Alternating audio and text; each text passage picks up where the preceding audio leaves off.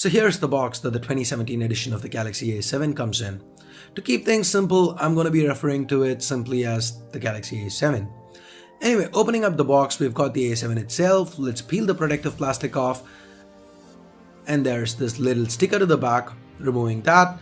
Now let me set the A7 aside for the time being and let's get back to the box contents. We've got IMEI stickers, the warranty card and a quick start guide, a 32GB micro SD card, now that's nice, earphones, a micro USB to Type-C adapter, a Type-C cable and an adaptive fast charger. Oh, by the way, I did forget to show the SIM ejector tool, so here it is. Now getting back to the A7, Samsung's up their design game here. It's almost like a bigger Galaxy S7 but without the shiny reflective back. It's still Gorilla Glass, 3D glass to the back and 2.5D to the front to be precise. It still seems to pick up smudges like crazy, but the A7 feels very premium in hand.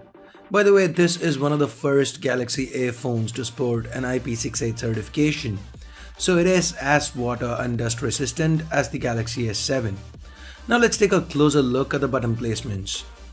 The 3.5mm headphone jack, primary microphone and a USB Type-C port are present at the bottom.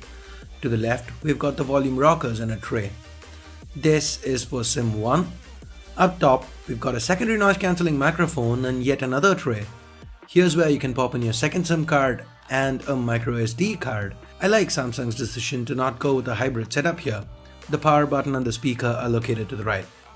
To the front, on top, we've got the sensors, earpiece and a 16MP front-facing camera. That's followed by Samsung branding and a 5.7-inch Full HD Super AMOLED display, meaning a pixel density of about 385 pixels per inch. And at the bottom, we have the regular physical home key with a fingerprint scanner built in and flanked by the recent apps and back capacitive keys. This is an active fingerprint scanner, so you don't have to press the key to wake the device. My initial impressions, it seems to work well.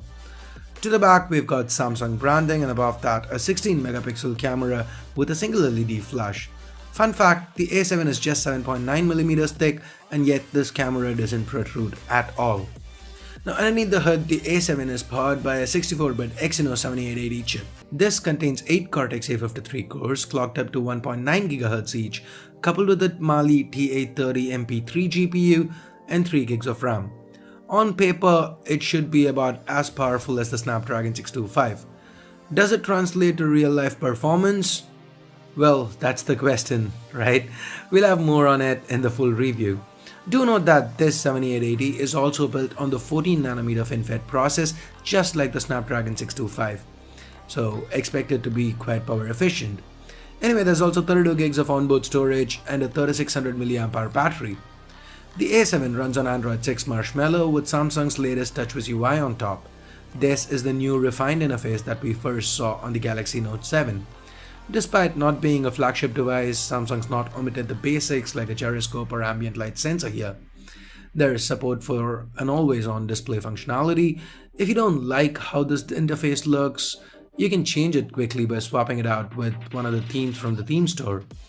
Other Samsung staples like the multi-window mode to run two apps side by side, or the floating window mode for enhanced multitasking, the secure folder, or the ultra power saving mode, they all make a return. There are only two major omissions here. Number 1, haptic feedback's been disabled. As always, you can enable it for the keyboard with a third-party app, but for the recent app and back keys, you just can't get it. Number 2, the camera app has the depreciated Pro mode with just the basic functionality. Now, talking about the camera, here are a few quick camera samples we shot around the office. Both the rear and front-facing cameras sport similar 16MP resolutions with similar f1.9 aperture. Let me know what you think about these samples. The Galaxy A7 is currently priced at around $425 or 29,000 Indian rupees. And while that's not as good a value as say the OnePlus 3T, given the branding, the premium build and the fact that people are okay paying 25,000 rupees for a Moto with a 625 underneath, this might just be a killer offering from Samsung. Anyway, I'll have more for you in the full review, so that's it for this quick unboxing. Give this video a thumbs up if you liked it, vote it down if you didn't, and for more videos like this including that full review, hit that subscribe button down below if you haven't already. If you do want to pick a Galaxy A7, the 2017 edition of it up, I'll leave direct links in the description below. Use them, that helps the channel out.